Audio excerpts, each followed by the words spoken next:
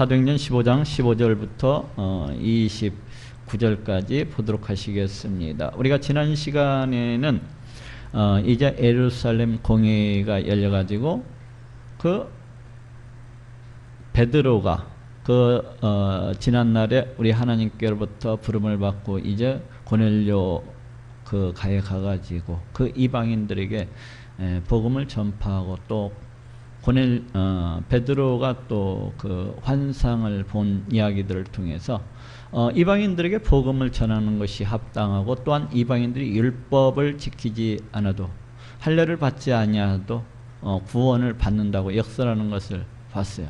그리고 또 그에 발맞춰서 이제 바울과 바나바가 제1차 전도 여행했던 그 경험을 이야기하면서 역시 마찬가지로 어떤 율법을 갖다가 지키지 아니할지라도 또 할례를 받지 아니할지라도 성령이 이방인들 가운데 내리는 것을 갖다가 우리도 목격을 했다. 그것은 이방인들의 구원이 어떤 율법 행함을 통해서 이루어지는 것이 아니고 어떤 할례 받음을 통해서 이루어지는 것이 아니라 오직 주 예수 그리스도의 은혜라 하고 같이 이 베드로의 의견에 동조하는 것을 지난 시간에 봤었어요. 오늘 이 시간에는 이제 야고보의 수장이 예루살렘 교회의 수장이라고 할 수 있는 이 야고보가 일어나서 이제 그 마무리하는 것을 이렇게 볼 수가 있습니다. 선지자들의 말씀이 이와 합하도다 기록된 바.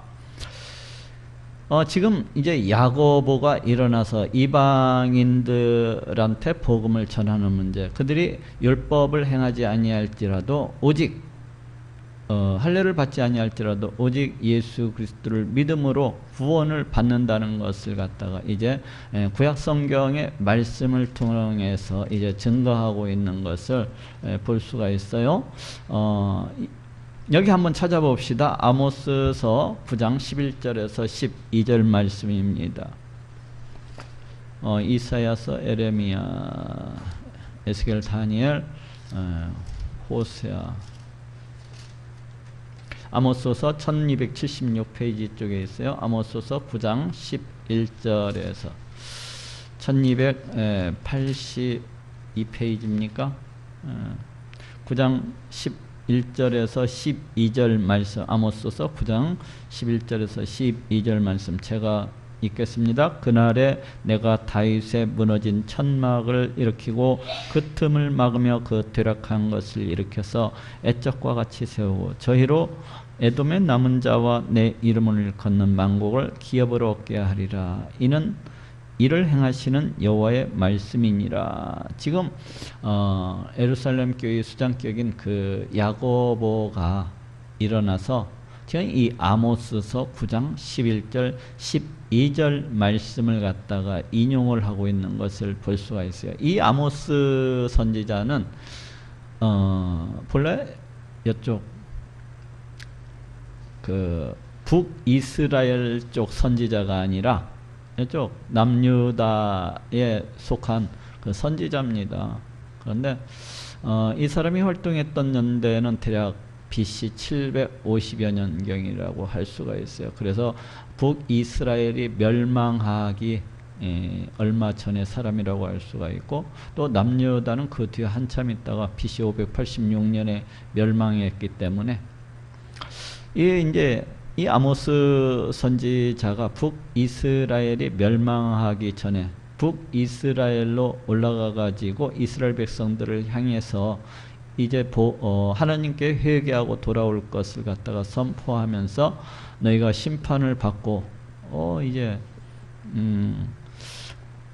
다시 이렇게 우리 하나님께서 다시 회복시키실 것을 이렇게 선포하고 있는 그런 내용이거든요. 그래서 그 나라라고 하는 것은 이제 어떻게 보면 우리 하나님께서 이 다윗 왕국을 갖다가 다시 회복시키시는 그렇지만 역사 속에서 이 다윗 왕권 BC 586년에 무너진 뒤로 다시금 회복되지 못했습니다. 그렇다면 여기 성경에서 말씀하고 있는 이 다윗 왕국이라고 하는 것은 이제 우리 하나님께서 그 메시아를 통해서 보내시는 이 하나님 나라를 갖다가 예표를 하고 있어요. 그래서 그날에라고 하는 것은 우리 하나님께서 메시아를 이 땅 가운데 보내셔서 이제 하나님 나라를 갖다가 다시 세우시는 이 메시아 시대를 갖다가 이제 예언하고 있다고 할 수가 있습니다. 그래서 그날에라고 하는 것은 바로 이 야고보가 지금 예루살렘 그 공회에서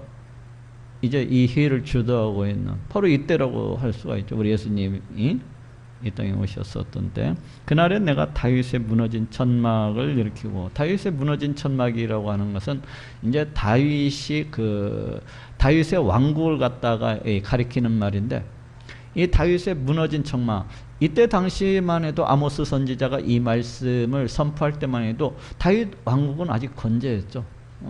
다윗 왕국은 아직 건재했었던 것을 볼 수가 있는데, 이제 여기를 마치 무너져 있는 것을 갖다가 그 다윗 왕국이 이미 무너져서 그 퇴락해 있는 것을 갖다가 보면서 선포하는 듯이 그렇게 지금 말씀을 선포하고 있습니다. 다시금 일으킬 것이라 하면서, 다시금 세울 것이라 하면서 무너진 천막을 일으키고 그 틈을 막으며 그 퇴락한 것을 일으켜서 애적과 같이 세우고, 그 다윗 왕국이 부흥했던 것처럼, 그 번영했던 것처럼 바로 그와 같이 이제 하나님께서 다시 그 다윗 왕국을 갖다가, 그 퇴락한 그 다윗 왕국을 갖다가 다시 세울 것이라는 겁니다. 저희로 에돔의 남은 자와 내 이름으로 일컫는 만국을 기업으로 얻게 하리라. 여기는 저희라고 하는 것은 이제 이스라엘 백성들이겠죠. 그 에돔의 남은 자라고 하는 것은 이방인들 중에서 우리 예수님을 믿고서 하나님께로 돌아오는 자를 갖다가 가리킨다고 할 수가 있어요. 에돔의 남은 자와 내 이름으로 일컫는 만국, 하나님의 백성이라고 일컫는 만국, 그러니까 우리들을 갖다가 가리키죠. 우리 하나님의 백성이라 일컫는 사람들. 그래서 하나님의 백성이라고 일컫거나 아니면 오늘날의 말로 기독교인이라고 일컫는 이 만국을 기업으로 얻게 하리라. 이는 이를 행하시는 여호와의 말씀이니라. 여기 여호와의 말씀이니라, 이 말씀은 우리 하나님께서 그 이름을 걸고서 반드시 이루실 것을 갖다가 지금 강조하고 있는 그런 표현입니다. 자, 이제 이것을 갖다가 잠깐 한 손으로 이렇게 손가락 하나로 이렇게 해놓고 잠깐 이쪽 사도행전으로 넘어옵시다. 자, 여기 보니까 이후에 라고 이렇게 16절에 돼 있어요. 근데 여기 아모스서 9장 11절에서는 그날에 라고 이렇게 돼 있죠. 이것은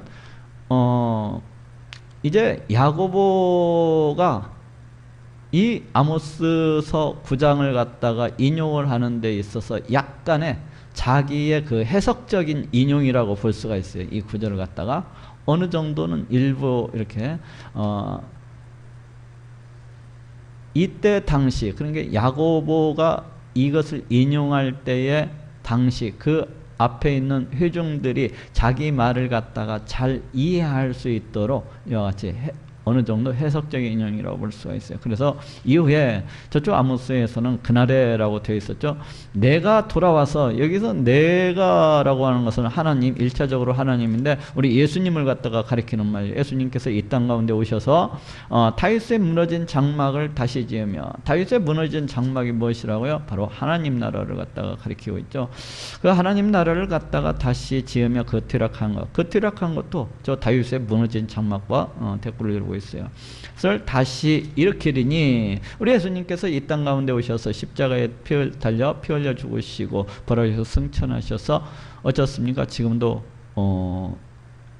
우리를 갖다가 다스리시고 통치하시는 그 하느님 나라의 그 왕이신 것을 갖다가 알 수가 있어요.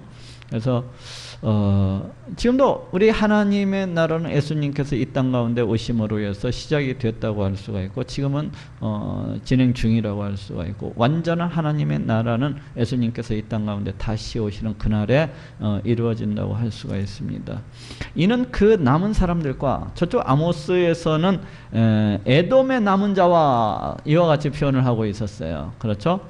이게 이방인들을 갖다가 가리키는 말이에요. 에돔의 남은 자들이라고 하는 것은 이방인들. 그래서 이는 그 남은 사람들과 이방인들로서 이제 예수 그리스도를 믿고서 우리 하나님께로 돌아오는 자들을 갖다가 가리켜요.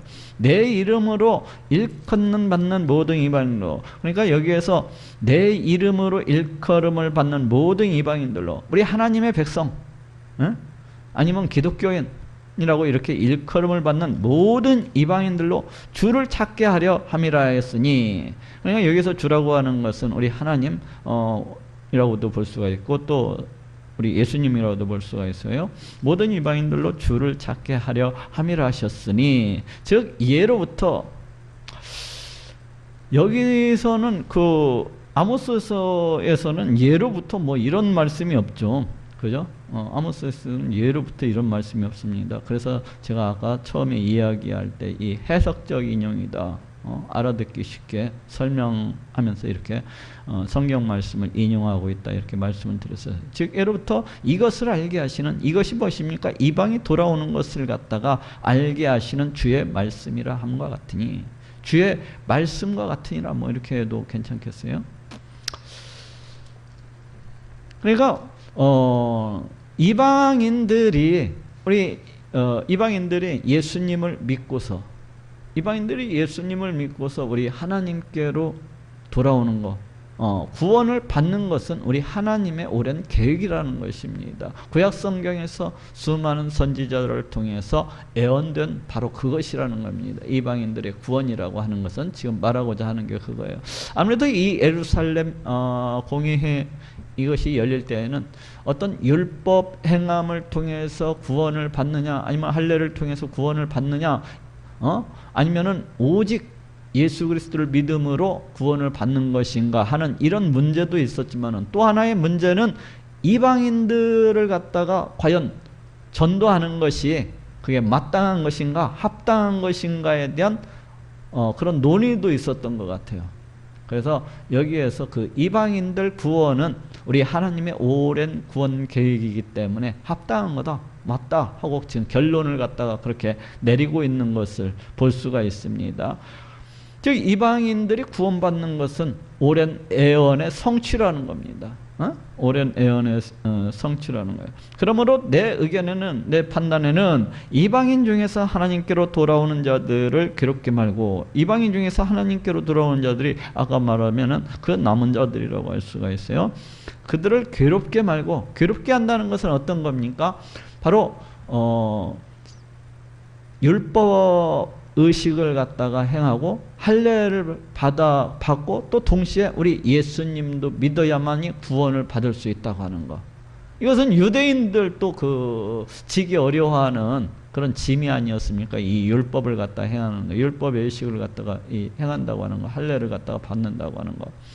이러한 것들은 유대인들도 힘들어하는 것인데, 지금 이방인들한테 그것을 지어지자고, 그것을 갖다가 그 짐을 이방인들의 그 어깨에다가 지우자고 하는 것은 너무 그 사람들을 갖다가 힘들게 하는 것이고 괴롭게 하는 것이라는 거예요. 우리들도 못 지는 짐을 갖다가 오직 예수 그리스도의 은혜, 오직 하나님의 은혜로서 구원을 받는 것을 갖다가 지금 받는다는 것을 지지하고자 지금 이 얘기를 이끌어 나오고 있어요. 다만 우상의 더러운 것과 음행과 목매어 죽인 것과 피를 멀리하라고 편지하는 것이 가하니, 다만 이 말은 무슨 말인가 하니 어떤 강권적인 이런 명령이라고 기보다는 권면적인 성격을 띠고 있어요. 권면적인 성격. 그러니까 권면이라고 하는 것은 어떤 겁니까? 꼭 지킬 수도 있고 또 뭐 안 지킬 수도 있는 거. 그러니까 지키면 좋은 거, 이런 것들 권면이라고 하지 않습니까? 권면. 잘 되게 하기 위해서 권면하는 거. 그 신앙을 갖다가 그 믿음을 갖다가 잘 유지할 수 있도록 권면하는 거. 뭐 이런 의미겠죠. 그래서 여기 보면은 이제 이 구절에서 지금 다만 우상에 더러운 것과 목매어 음행과 목매어 죽인 것과 피를 멀리하라고 편지하는 것이 가하니, 지금 이것은 무엇을 말씀하고자 하는가 하면은 그 전통이나 문화 또는 그 관습적 요소들, 이러한 것들은 그 믿음을 갖다가 저해하지 않는 한에서는 어느 정도 복음 전파를 위해서 허용해 주자는 겁니다. 가령 이방인들이 수건을 쓰는 문제도 있잖아요. 이방인들이 그 고대 시대 때 그 수건을, 정결함을 나타내는 그 어떤 수건을 갖다가 여자들이 이렇게 쓰고 이렇게 다니고, 또 예배를 또 이렇게 드릴 때도 이렇게 수건을 쓰고 예배를 드리는데, 바로 그와 같은 겁니다. 오늘날 기독교 개신교에서는 그 여자들이 머리에다가 수건을 쓰고 예배를 드리지는 않잖아요. 물론 지금도 천주교에서는 여자들이 머리에다가 수건을 쓰고 이렇게 예배를 드리는 것을 볼 수가 있는데, 이러한 것은 고대 그 근동 지방의 어떤 관습적인 겁니다. 관습적인 것, 신앙적인 요소라기보다는 관습적인 것이라고 할 수가 있어요. 즉 고대 근동 지방의 그 여자들은 머리에다가 수건을 씀으로 해서 어떤 정결함, 자신의 정숙함을 갖다가 이렇게 드러내고 나타냈다고 할 수가 있어요. 머리를 갖다가 수건으로 씀으로 해서 그것을 갖다가 그런 어떤 관습적인 요소들, 이러한 것들을 복음 전파에 그 방해가 되지 않는 한에 있어서는 어느 정도 그 간섭적인 문화적인 이런 요소들을 갖다가 어느 정도는 갖다가 허용해 주자는 겁니다. 허용해 주자는 거예요. 그리고 이제 그 우상 숭배와 관련해서는 이제 당연히 믿음의 저해가 되기 때문에 배격을 하자는 겁니다. 우상 숭배하는 그 어떤 요소에 있어서. 그래서 여기에 보면은 이제 그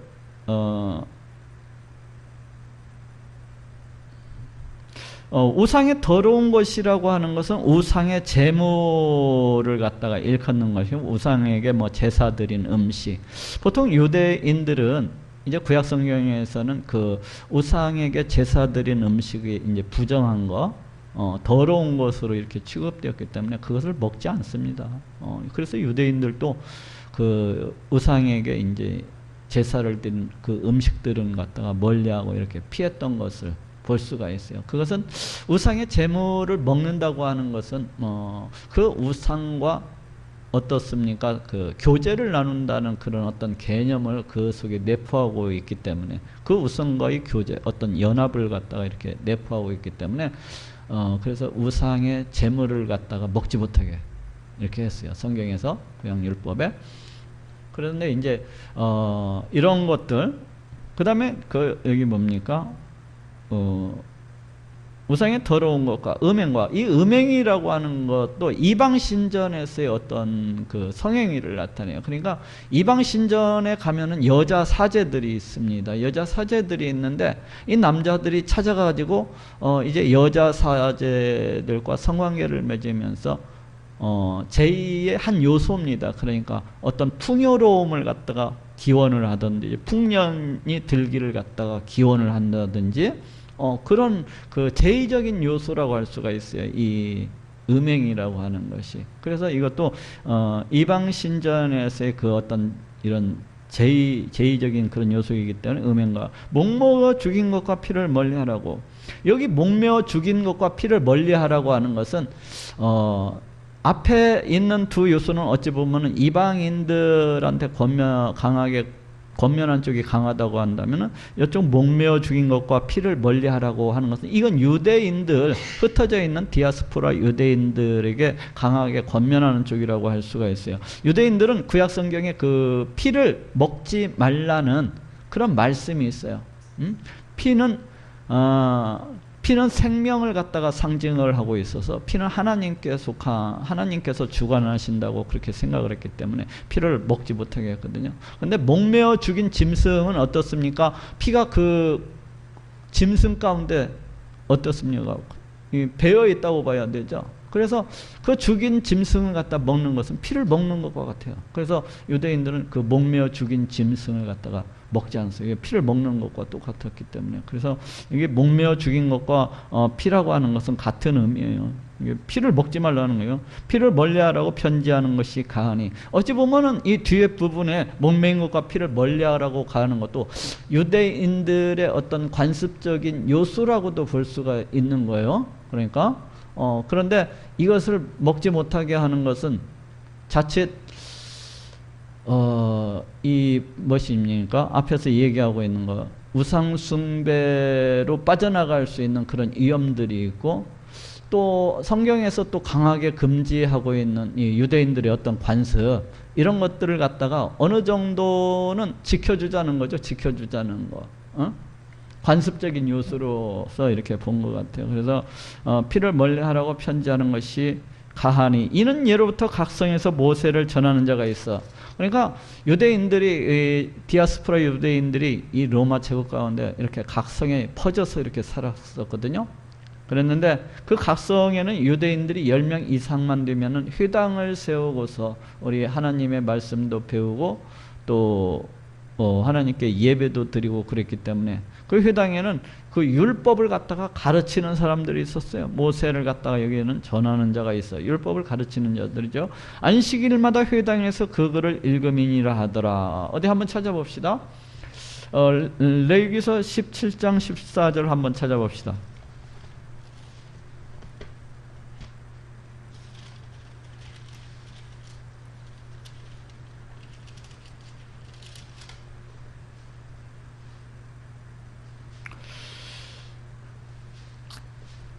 여기 보니까 이제 피를 먹지 말라는 이야기를 갖다가 계속해서 10절부터 해서 계속해서 이렇게 기록이 되어지고 있거든요. 레위기서 17장 14절 제가 읽어볼게요. 모든 생물은 그 피가 생명과 일치라. 그러므로 내가 이스라엘 자손에게 이르기를 너희는 어느 육체의 피든지 먹지 말라 했나니 모든 육체의 생명은 그 피인즉 무릇 피를 먹는 자는 끊쳐지리라.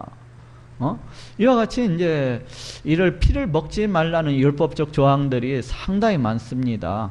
그러다 보니까 지금 야고보가 이야기하고 있는 것은 바로 이것을 갖다가 지금 가리키고 있는 거예요. 각성에서, 예로부터 각성에서 모세를 가르치는 자가 있어요. 모세를 전하는 자가 있어서, 즉 율법을 갖다가 가르치는 자가 있어서 안식일마다 회당에서 그거를 갖다가 읽음이니라 하더라. 회당에서 안식일마다 이것을 갖다가 읽는다고 하는 것은 어릴 때부터 이와 같이 유대인들은 이러한 관습 속에서 이렇게 살아오지 않았습니까? 유대인들은 이러한 전통, 이러한 문화, 이러한 관습 속에서 이렇게 살아온 거예요. 그렇기 때문에 이것은 갖다가 어떤 관습적인 요소로서 이렇게 본 것 같아요. 그래서 크게 믿음을 갖다가 방해하지 않는 어떤 요소들은 허용을 하되, 믿음을 갖다가 방해하고 저해하는 요소들은, 여러분 이 피를 먹는다고 하는 건 좀 꺼림칙했던 것 같아요. 야고보가 볼 때 이 피를 갖다가 먹는다고 하는 건 피가 생명을 상징했기 때문에, 생명은 하나님께 속한 것이기 때문에 그걸 갖다가 함부로 취한다고 하는 건 약간 꺼림칙했었던 것 같아요. 그런 어떤 간섭적인 것 때문에. 그래서 이러한 것들은 피하고 이렇게 해서 그 신앙을 저해하지 않는 한원에서는 그 어떤 문화라든지 전통이라든지 관습적인 것들, 이러한 것들은 허용을 하고 단지 우상숭배 요소로서 빠질 수 있는 것들, 또 양심의 거리낌이 있는 것들은 우리가 제하자 하고 얘기하고 있는 것을 볼 수가 있습니다. 저쪽 고린도전서 8장 1절에서 13절 한번 찾아봅시다.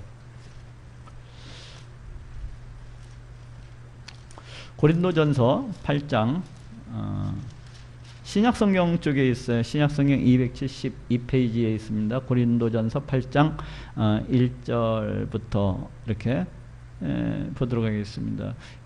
지금 이 고린도전서는 바울이 고린도 교회에 보낸 편지입니다. 근데 여기에 보면은 지금 우상의 제물에 대해서 어떻게 할 것인가에 대해서 지금 바울이 이야기를 하고 있어요. 뭐라고 얘기했습니까? 제가 빠르게, 굉장히 빛보다도 더 빠른 속도로 한번 읽어볼게요. 우상의 제물에 대하여는 우리가 다 지식이 있는 줄 아나 지식은 교만하게만 사랑은 덕을 쓰는 만일 누구든지 무엇을 아는 줄로 생각하면 아무도 마땅히 알 것을 알지 못하는 것이요 또 누구든지 하나님을 사랑하면 이 사람은 하나님을 아시는 바 되었느니라. 그러므로 우상의 제물 먹는 일에 대하여는 우리가 우상은 세상에 아무것도 아니며 또한 하나님은 한 분밖에 없는 줄 아나 비록 하늘에나 땅에나 신이라 칭하는 자가 있어 많은 신과 많은 주가 있으나 그러나 우리에게는 하나님 곧 아버지가 계신 만물이 그에게서 나고 둘러도 그래서 여기 보면은 7절에 그러나 이 지식은 사람마다 가지지 못하여 어떤 이들은 지금까지 우상에 대한 습관이 있어 우상의 제물로 알고 먹는 것으로 그들의 양심이 약화되어지고 더러워지느니라. 식물은 우리를 하나님 앞에 세우지 못하니 우리가 먹지 아니하여도 부족함이 없고 먹어도 풍성함이 없느니라. 그런즉 너희 자유함이 약한 자들에게 거치는 것이 되지 않도록 조심하라. 지식 있는 네가 우상의 집에 앉아 먹는 것을 누구든지 보면 그 악한 자들의 양심이 담력을 얻어 어찌 우상의 제물을 먹게 되지 않겠느냐. 그러면 네 지식으로 약한 자가 멸망하느니 그는 그리스도께서 위하여 죽으신 형제라. 이같이 너희가 형제에게 죄를 지어 그 약한 양심을 상하게 하는 것이 곧 그리스도에게 죄를 짓는 것이니라. 그러므로 만일 식물이 내 형제를 실족해 하면 나는 영원히 고기를 먹지 아니하 내 형제를 실족치 않게 하리라. 지금 이렇게 말씀을 하고 있잖아요. 이 우상의 제물을 먹는 문제에 있어서 그 양심에 거리낌이 있는가 없는가에 대한 그 기준을 두고서 행하여야 될 것을 지금 말씀을 하고 있습니다. 근데 내가 그 우상의 제물을 먹는 일로 인하여서 형제가 만약에 넘어질 것 같으면은 내가 그 우상을 갖다가 안 먹어야 된다는 겁니다. 에? 그 믿음이 연약한 자들이 내가 그 우상의 제물을 먹는 것을 보고 그 사람이 넘어질 수도 있기 때문에 그렇지만은 또 그 우상에 대해서 아무런 양심이 거리낌이 없다면 모든 음식, 모든 식물은 하나님께서 주신 거룩한 것이라고 할 수 있고 얼마든지 먹을 수가 또한 있다는 것입니다. 그렇기 때문에 지금 이 우상의 제물에 대해서 지금 이와 같이 얘기하고 있고 이는 예로부터 각 성에서 모세를 전하는 자가 있어 안식일마다 회당에서 그거를 읽음이니라 하더라. 그러니까 이 복음 전파를 하는 데 있어서 뭐라고 합니까? 복음 전파를 하는 데 있어서 일정 부분은 그 이방인들의 어떤 전통 관습 또 유대인들의 어떤 전통과 관습은 어느 정도 일정 부분은 수용을 해주자는 겁니다. 그렇지만은 분명한 것은 율법을 통해서 구원받는 것이 아니고 할례를 갖다 받음으로 해서 구원받는 것이 아니고 오직 예수 그리스도를 믿음으로써 구원받는다는 것을 지금 선포를 하고 있어요. 이에 사도와 장로와 온 교회가 그 중에서 사람을 택하여 여기 사도와 장로와 온 교회는 이제 예루살렘 공회의 어떤 구성원들이라고 할 수가 있겠네요. 이 사람들이 같이 모여가지고 지금 결정한 거예요. 그 중에서 이제 그들 중에서 사람을 택하여 왜 사람을 갖다가 택합니까? 바울과 바나바만 이렇게 보내가지고 예루살렘 공회의 그 의결사항을 전달할 수도 있는데 굳이 예루살렘 교회에서 그 사람을 파송을 해서 사람을 택하여서 이와 같이 하는 이유가 뭡니까? 그것은 바울과 바나바와 그 안디옥 교회에 있는 그 유대로부터 올라온 그 율법주의자들, 할례주의자들이 논쟁을 갖다 했었잖아요. 그렇기 때문에 제3자인 예루살렘 교회가 예루살렘 그 공회가 파견을 한 그 제3자를 통해서 이 바울과 바나바가 전하는 복음을 갖다가 인정을 한다는 것을 갖다 밝히고 또한 예루살렘 공회의 의결사항을 갖다가 전달하기 위해서 지금 사람을 택하여서 보내는 겁니다. 안디옥으로 보내기를 가결하니 결정을 하니 곧 형제 중에 인도자인 바사바라 하는 유다와 실라더라. 그러니까 여기 실라와 그 유다를 갖다가 이제 그 바나바와 바울과 함께 안디옥 교회를 이렇게 보내는 겁니다. 그 편에 편지를 붙여 이르되 사도와 장로된 형제들은 지금 편지를 갖다가 그 쓰는 사람들이 대표해서는 예루살렘 교회의 그 사도와 장로들 그 지도자들이 나오고 있어요. 안디옥과 수리아와 길리기아에 있는 이방인 형제들에게 문안하노라. 이 안디옥은 수리아 지방의 수도입니다. 근데 굳이 지금 안디옥과 수리아와 이렇게 중복해서 이렇게 나오고 있는데 지금 이 할례 문제, 율법 준수의 이 문제가 안디옥 교회에서 발생을 했기 때문에 특별히 지금 안디옥 교회를 갖다가 강조해서 지금 싣고 있습니다. 그래서 안디옥과 이 안디옥이 수리아 지방의 수도예요. 그러니까 안디옥과 수리아와 길리기아에 있는, 이 길리기아는 이 수리아 지방과 가까운 지역이죠. 그 다소의 고향, 바울의 고향 그 다소가 있는 다소가 있는 그 지방을 이렇게 길리기아에 있는 이방인 현재들에게 문안하노라. 그러니까 이 율법주의자들과 이 할례주의자들이 이쪽 안디옥과 수리기아와 이 길리기아 지방 이 일대에 퍼져서 이 잘못된 가르침을 갖다가 이렇게 퍼뜨리고 있었던 것 같아요. 그런즉 우리 가운데서 어떤 사람들이 우리의 시킨 것도 없이, 거기 율법주의자들, 그 할례주의자들이라고 하는 것은 이 예루살렘 교회가 파송한 그런 자들이 아니라는 겁니다. 우리 예루살렘 교회하고는 전혀 관계도 없는 자들이라는 거예요. 우리의 시킨 것도 없이 나가서 말로 너희를 괴롭게 하고, 어떤 말로서 괴롭게 했습니까? 할례를 받아야 구원을 받는다. 너희가 율법의 식을 갖다가 지켜야 구원을 받는다. 오직 예수 그리스도로만 구원을 받는다고 하는 것은 잘못된 것이다. 이렇게 가르친 거 아니야. 뭐 말로써 너희를 괴롭게 하고 그 율법 예식을 갖다가 지키라고 하는 것이니까 얼마나 그 괴롭게 하는 겁니까? 자기들도 짊어지지 못하는 그 율법의 짐을 갖다가 너희들이 지어야 구원받을 수 있다고 하는 것이니 마음을 혹하게 한다 하기로, 사람을 택하여 우리 주 예수 그리스도의 이름을 위하여 생명을 아끼지 아니하는 자는 우리의 사랑과 바울과 바나바와 함께. 사람을 택하여, 아까 유다와 실라죠. 그 다음에 여기 주 예수 그리스도의 이름을 위하여 생명을 아끼지 아니하는 자인 우리의 사랑하는 바나바와 바울과 함께. 야, 예루살렘 교회가 이 바나바와 바울의 복음 전파를 갖다가 인정한다는 것을 갖다가 지금 표현을 하고 있습니다. 또 이들이 전하는 복음을 갖다가 예루살렘 교회도 인정한다는 그런 의미를 담고 있어요. 그래서 우리의 사랑하는 바나바와 바울과 함께 너희에게 보내기를 일심으로 가결하였노라, 결정하였노라. 그리하여 유다와 실라를 보내니 저희도 이 일을 말로 전하리라. 어떤 말입니까? 24절 뭡니까? 그 앞에서 결정했던 사실, 24절 25절 그 말인 것 같아요. 그래서 이 일을 예루살렘 공의의 어떤 그 결정사항, 의결사항을 이제 말로써 또한 전하리라는 겁니다. 그러니까 편지로서만 전하는 것이 아니라 직접 유다와 실라가 그 안디옥 교회에 가가지고 이제 말로써 그렇게 전하리라는 겁니다. 성령과 우리는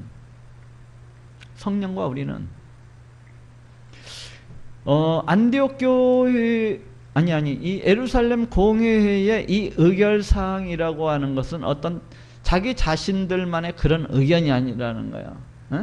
성령님의 인도하심이라는 겁니다. 그렇기 때문에 이 의결사항을 갖다가 받아들이지 않는 것은 우리 하나님을 갖다가 거역을 하고 우리 하나님의 말씀을 갖다가 불순종하는 일이 되고 말이에요. 우리 하나님의 대적하는 일이 되고 맙니다. 그래서 성령과 우리는 이 예루살렘 공의의 모든 의결사항은 우리의 결정, 또한 성령님의 인도하심, 그런 결정이라는 겁니다. 이 요긴한 것들 위해, 이 필요한 것들 위해 아무 짐도 너희에게 지우지 아니하는 것이 가한 줄 아니. 이제 그 율법주의자들, 그 할례주의자들이 올라와 가지고 그 율법에 갖다 짐을 갖다가 이방인들에게 지우려고 했는데 너희에게 지우지 아니하는 것이 가한 줄 알았느니, 이것이 옳다는 거예요.